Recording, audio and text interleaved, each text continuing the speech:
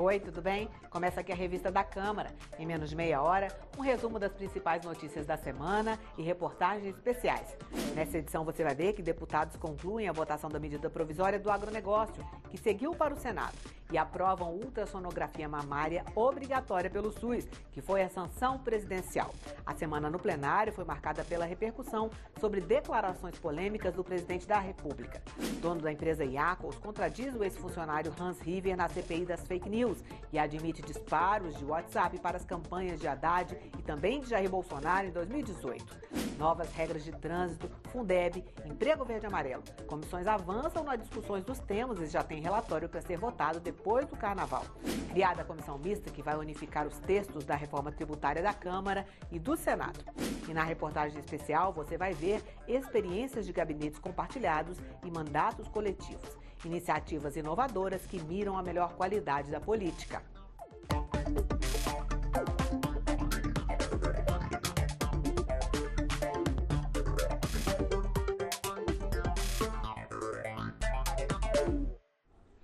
Os deputados concluíram em plenário a votação da medida provisória do agronegócio e aprovaram ultrassonografia mamária gratuita no SUS.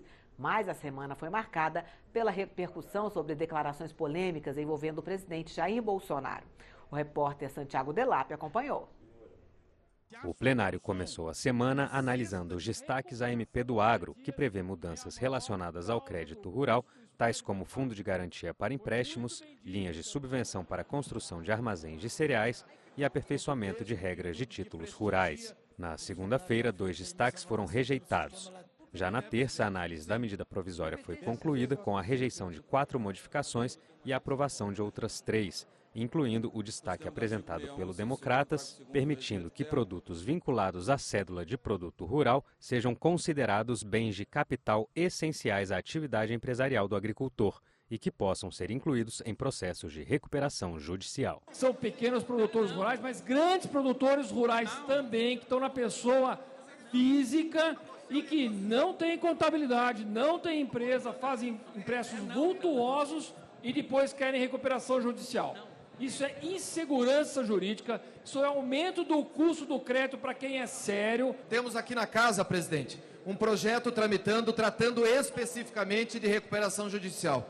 Após amplas discussões dentro do governo e também na FPA e com diversas bancadas, achamos por bem que esse tema seja tratado especificamente no projeto de recuperação judicial relatado pelo deputado Alceu Moreira. Outro destaque à MP do Agro aprovado em plenário foi o que excluiu do texto o repasse de pelo menos 20% dos recursos dos fundos constitucionais a bancos privados habilitados para concessão de crédito rural, respeitando as diretrizes desses fundos. A medida provisória agora segue para o Senado. Já na quarta-feira, o plenário aprovou 2 propostas da área de saúde. Uma que obriga o SUS a realizar exames de ultrassonografia para prevenir o câncer de mama e outra que cria o Dia Nacional da Luta contra a Endometriose. Enquanto a primeira vai para a sanção presidencial, a segunda segue para o Senado. Mas os deputados também debateram temas que foram notícia ao longo da semana, como a reação dos petroleiros em greve às demissões e corte de salário por parte da Petrobras, além de mais uma declaração polêmica do presidente Jair Bolsonaro.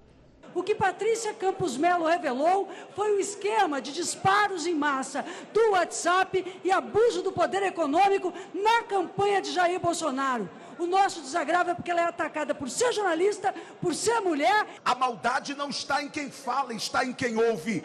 O presidente falou de furo de reportagem, a esquerda entendeu furico para reportagem. Nós falamos em nome das mulheres brasileiras desrespeitadas por um presidente machista que ataca a liberdade de imprensa e desrespeita o conjunto das mulheres brasileiras.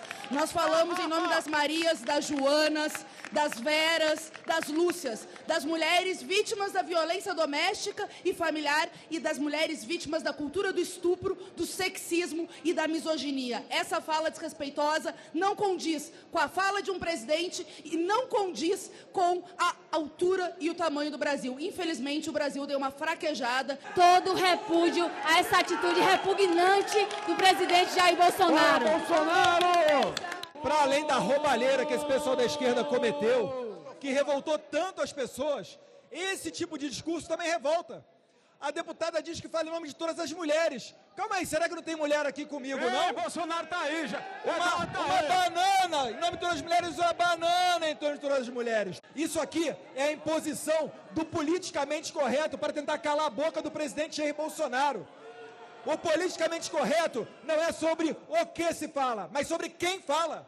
E eles acham que eles podem falar tudo. E quando nós falamos é aqui, Luiz Lima, vem falar que a gente não pode falar, vai catar coquinho.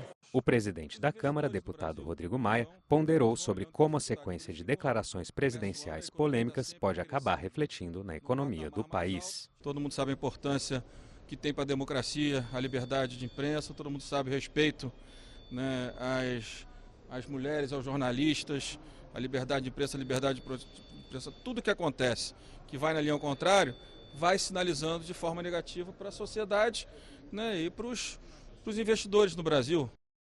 Rodrigo Maia também rebateu críticas do ministro do Gabinete de Segurança Institucional da Presidência da República, general Augusto Heleno, que afirmou que o governo não deveria ceder às chantagens do Congresso Nacional em relação à derrubada dos vetos do presidente Jair Bolsonaro ao orçamento impositivo. É uma pena que o ministro com tantos títulos, né, tenha se transformado num radical ideológico contra a democracia, contra o parlamento. Muito triste, né? Eu não vi por parte dele, né, nenhum tipo de ataque ao parlamento quando a gente estava votando o aumento do salário dele como militar, né, da reserva. Então, quero saber dele se ele acha que o parlamento foi chantageado por ele ou por alguém para votar, ou chantageou alguém para votar o projeto de lei das Forças Armadas. O presidente da Câmara disse ainda que permitir mineração em terras indígenas não é prioridade. Na semana que passou, líderes de comunidades indígenas e parlamentares da oposição fizeram mais protestos contra o projeto do governo. Uma das prioridades do ano é derrubar a intenção do governo de permitir o garimpo em terras indígenas. A primeira reivindicação, mais importante de todas, é que os direitos dos povos indígenas, já consagrados na nossa Constituição, sejam respeitados. Em especial, por exemplo, a demarcação de terras indígenas e a proteção dessas terras, a garantia da integridade dessas terras. O deputado-major Vitor Hugo é um dos parlamentares que defendem a mineração em terras indígenas. Ele explica que esse direito já está previsto na Constituição de 1988 e que o projeto enviado pelo governo regulamenta a atividade. Fala, por exemplo, também da possibilidade do indígena explorar economicamente as terras, no que diz respeito ao turismo, no que diz respeito ao extrativismo e até à agropecuária. Parlamentares da frente e lideranças indígenas também se reuniram com o presidente da Câmara, deputado Rodrigo Maia. Entregaram ao presidente manifestos e cartas de organizações indígenas contrárias ao projeto do governo. São 5 séculos que a gente luta contra o extermínio de nossas vidas, de nossos povos, de nossa cultura. E nós vamos continuar lutando com essa resistência. O presidente da Câmara, deputado Rodrigo Maia, diz que a proposta não é uma das prioridades do Legislativo neste primeiro semestre. Não terá, por parte da Câmara, a urgência que alguns gostariam. Nós vamos aguardar, vamos deixar ele aqui, ali do lado da mesa, para que no momento adequado a gente trate esse debate com todo o cuidado do mundo. Na CPI mista das fake news, foi a vez dos donos da Iacos, empresa especializada em disparos na internet, prestarem depoimento. Ao contrário do que disse o funcionário da empresa, Hans River, o dono da Iacos disse que os disparos em massa nas eleições de 2018 incluíram também a campanha do atual presidente da República. O empresário apresentou à CPMI uma lista de políticos que teriam utilizado os serviços da empresa. O deputado Rui Falcão, do PT, foi citado e apresentou defesa. Eu utilizei durante a campanha eleitoral, de forma legal, os serviços da empresa Malte. Eu tenho em meu poder o recibo, a declaração prestada pela Malte, valor de R$ 8.000. Também estão nessa lista os candidatos à presidência em 2018, Henrique Meirelles, Fernando Haddad e Jair Bolsonaro. O senador Randolfo Rodrigues acusou a empresa de fazer disparos de notícias falsas para atacar a campanha de Haddad. Dá para perceber uma seguinte mensagem sendo disparada. Urgente, Marcelo Odebrecht delata Fernando Haddad. Uma mensagem que ficou muito conhecida durante a campanha presidencial como campanha negativa contra o candidato Haddad. O senhor acaba de dizer que reconhece essas fotos. Ok, reconheço o ambiente, não reconheço o conteúdo. A deputada Caroline de Tone rebateu essa acusação e disse que Bolsonaro foi eleito por sua popularidade e não por fake news. Se demonstra que o nosso presidente fez disparo legal de R$1.000, que não é nem um pouco comparado com os opositores e nada adiantou do que os opositores fizeram, porque ele continua firme e forte nas redes sociais com 30 milhões de seguidores, ou seja, atingindo o público, porque ele reflete os valores conservadores do povo brasileiro e é isso que importa. O deputado Túlio Gadelha acusou a empresa de conduta criminosa. A Iacos, e com a plataforma Book Services, só dá o meio de disparo. O conteúdo é totalmente de responsabilidade do cliente. Logo, nós não atuamos produzindo o conteúdo. Perfeito. Então, sua empresa pode tranquilamente disparar conteúdo de pornografia infantil se um cliente pedir, correto?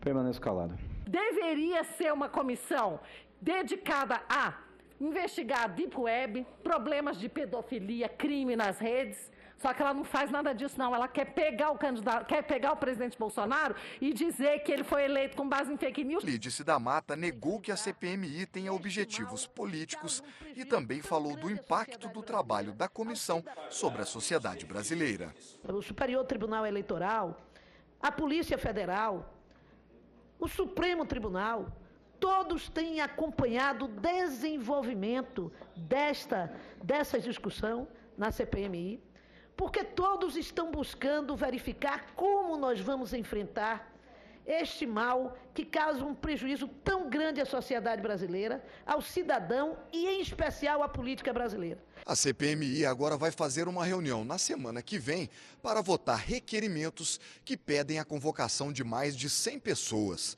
O mais polêmico é o que convoca a jornalista Patrícia Campos Melo, do jornal Folha de São Paulo. Ela foi a responsável pela matéria que fez as denúncias sobre supostas irregularidades nas atividades da empresa Iacos. E na semana que passou, foi finalmente criada a comissão mista que vai discutir a reforma tributária. O objetivo é unificar as propostas que atualmente tramitam separadamente nas duas casas.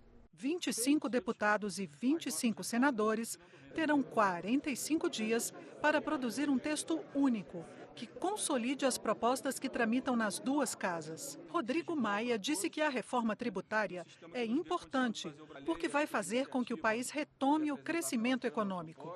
O presidente da Câmara também disse que o sistema atual beneficia as elites e criticou a ideia de uma nova CPMF. Nós fizemos um sistema previdenciário ao longo dos 30 anos que atende a elite, um sistema administrativo que atende a elite do setor público e um sistema tributário que também beneficia a nossa elite. E agora ainda querem, não satisfeitos, voltar com a CPMF para mais uma vez o povo pagar a conta do interesse de parte da nossa elite, de não todo. Então o nosso objetivo é criar um sistema justo, um sistema que seja igual para todos, né? E um sistema que nos dê condição de fazer o Brasil voltar a crescer. O presidente da comissão mista será o senador Roberto Rocha.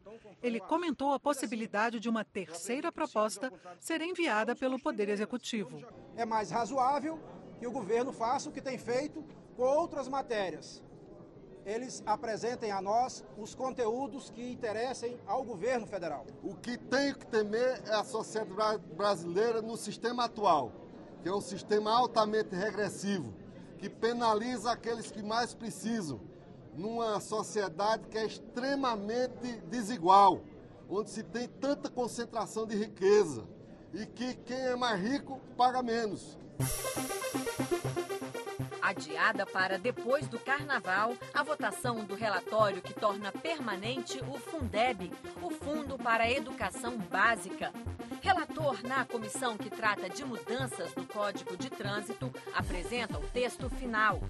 Comissão especial da prisão em segunda instância houve opiniões contrárias à aprovação da proposta. Veja o que foi notícia nas comissões da Câmara na semana que passou. Mesmo com o Fundeb em funcionamento, a desigualdade na distribuição de recursos para a educação básica entre estados, municípios e o Distrito Federal é gritante. A desigualdade interestadual do maior e menor VAT varia de 500% em Minas Gerais a cerca de 20% no Amapá. Esses números são de um estudo feito pela Consultoria de Orçamento da Câmara e descrevem o desequilíbrio na distribuição de dinheiro que é destinado para a educação básica brasileira. Em seu relatório, a deputada professora Dorinha Seabra Rezende sugere uma maior participação da União no financiamento da educação básica, começando em 15% e aumentando 1 ponto percentual por ano até atingir o índice de 20%. Atualmente, o governo federal complementa o fundo com 10%. Com os 10% que já tem hoje mantidos para o Nordeste, basicamente, com o acréscimo novo vai permitir a indução da qualidade chegar a municípios que nunca receberam. Houve um pedido de vista e o texto só vai ser debatido e votado depois do Carnaval. A gente precisa avaliar detidamente o texto, a construção do texto, então é algo que não pode ser feito, com perdão de expressão, a toque de caixa. A proposta que torna o Fundeb permanente recebeu o apoio dos 27 governadores estaduais. Reunidos em Brasília para participar de um fórum nacional, eles encaminharam uma carta à Câmara dos Deputados pedindo a aprovação imediata da proposta. O Fundeb que exigirá uma complementação maior da União. Enfim, um instrumento de financiamento de uma educação pública de qualidade que o país tanto precisa. Este professor de direito penal alertou: a PEC que permite a prisão em segunda instância é inconstitucional. Na medida em que eu adianto o trânsito em julgado, a presunção de inocência, que era desse tamanho, fica menor, né? Então eu estou diminuindo o âmbito de abrangência da presunção de inocência, que na nossa Constituição não era admitido, porque o trânsito em julgado era no STF. Quando eu faço isso, eu atinjo algo que chama vedação do retrocesso. Eu não posso diminuir direitos fundamentais que já estão previstos na Constituição Federal. O presidente da Associação dos Procuradores dos Estados chamou a atenção na comissão especial para os precatórios, que são aqueles processos de pagamentos devidos pela Fazenda em razão de condenação definitiva. Ele disse que há exemplos de decisões judiciais revertidas ao final, ou seja, no sentido do não pagamento.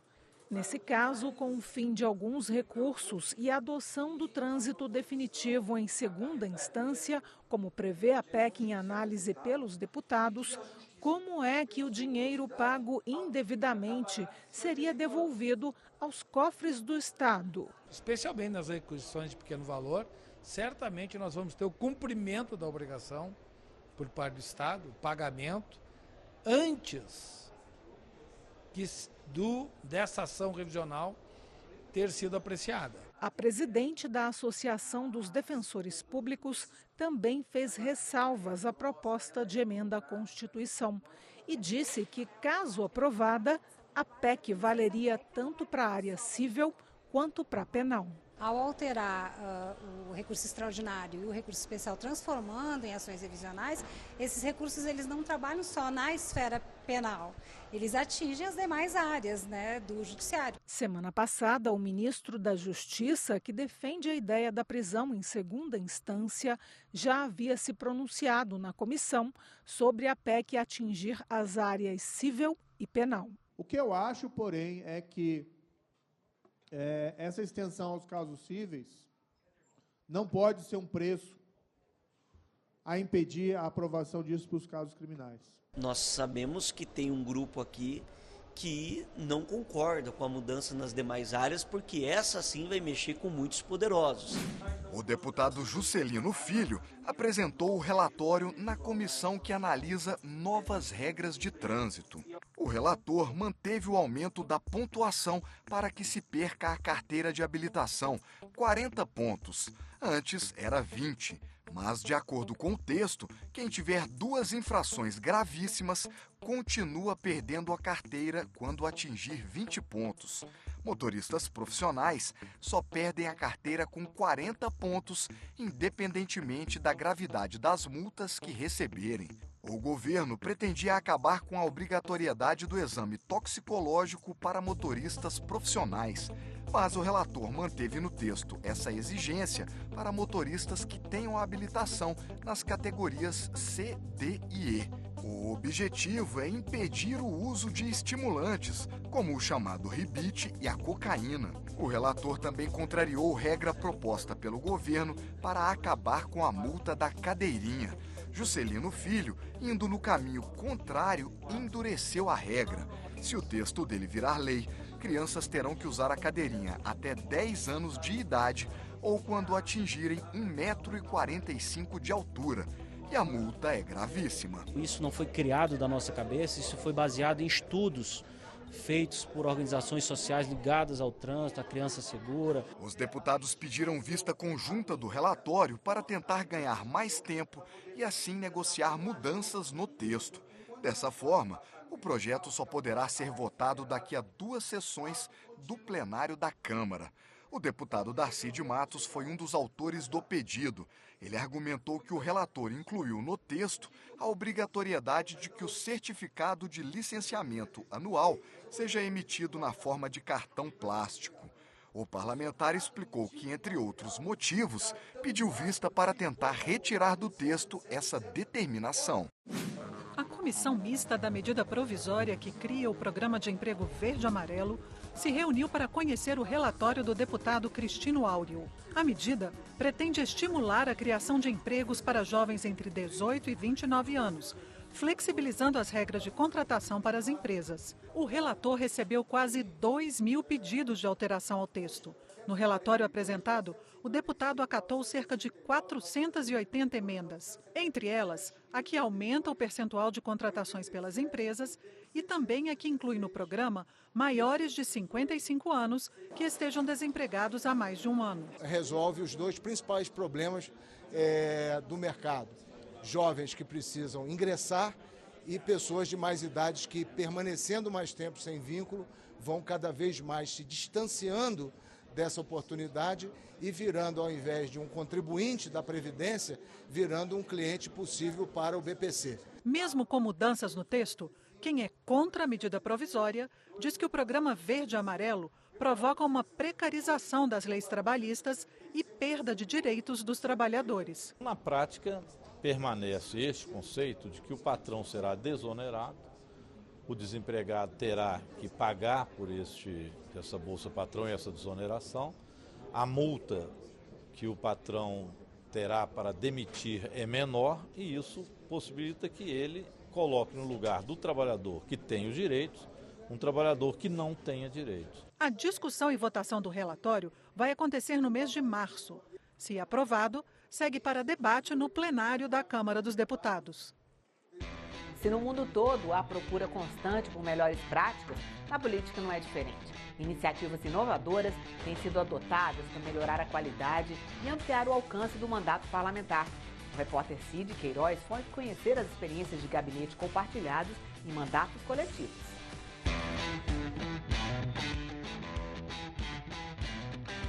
A 250 quilômetros de Brasília, no coração da Chapada dos Veadeiros, 5 cidadãos inauguraram em 2016 uma experiência inovadora na política. Eles compartilharam um mandato de vereador. Sem amparo na legislação eleitoral, eles firmaram um contrato civil para regular as formas de compartilhamento das decisões e do próprio salário, que é todo aplicado em benefício da população de Alto Paraíso, em Goiás. Na Câmara Federal, em Brasília, o mandato coletivo chegou 2 anos depois. Aqui a gente faz um processo decisório compartilhado, em que as pessoas que têm funções diversificadas no mandato participam ativamente, são corresponsáveis. E o mais importante, é um mandato que busca questionar esse sistema político para torná-lo mais inclusivo. Diferente da experiência goiana, o mandato coletivo mineiro reúne 4 cargos nas 3 esferas do poder legislativo: municipal, estadual e federal. O coletivo, chamado de Gabinetona, é formado por ativistas, pesquisadores, trabalhadores e outras pessoas interessadas em contribuir com a orientação política do mandato. Formado por 90 pessoas nesses 4 mandatos, nós temos representatividade de indígenas, lutadores pelo direito à moradia, pelas ocupações, os quilombolas, os trans, os queers. Você compartilha vários recursos humanos e materiais no sentido de você estar podendo transitar entre uma casa, um nível legislativo e outro, com a mesma pauta em diferentes desdobramentos. Conhecido como As Muitas, o Mandato Coletivo Mineiro apresentou em 2016 12 candidaturas à Câmara Municipal de Belo Horizonte sob o lema "Votou em uma, votou em todas". A gente apostou na coletividade. A aposta na coletividade é uma aposta de que a nossa diversidade é a nossa força. No Rio de Janeiro, um deputado federal e um deputado estadual resolveram também atuar de forma integrada. Um exemplo do gabinete integrado, porque eu fico aqui no Rio, quando eu visito a cidade, eu represento, na verdade, os dois deputados. Eu pego demanda tanto estadual quanto demanda federal. A gente consegue ganhar muito tempo, a gente consegue estar junto quando precisa, mas a gente consegue espalhar a equipe e abranger um espaço muito maior. Obviamente existe uma sinergia muito grande entre algumas pautas, mas também a pauta de deputado federal nem sempre é semelhante à pauta de deputado estadual. Mas a questão do recebimento de demandas da população, isso acontece uma sinergia bastante grande. O escritório político dos dois deputados funciona na própria Alerj, poupando recursos com aluguel.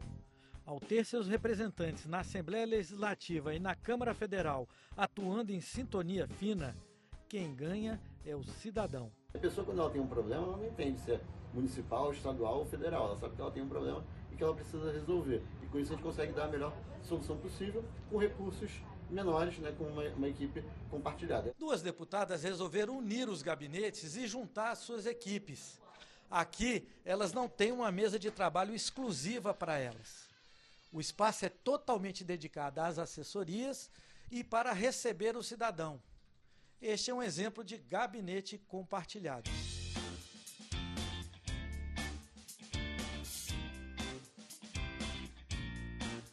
Mesmo eleitas por estados diferentes, Minas Gerais e Rio de Janeiro, foi possível unificar as agendas. Projetos inovadores que melhoram a qualidade dos mandatos e ampliam os canais de participação.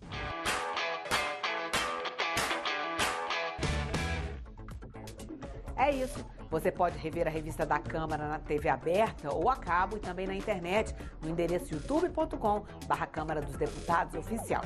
Espero você no próximo programa. Tchau!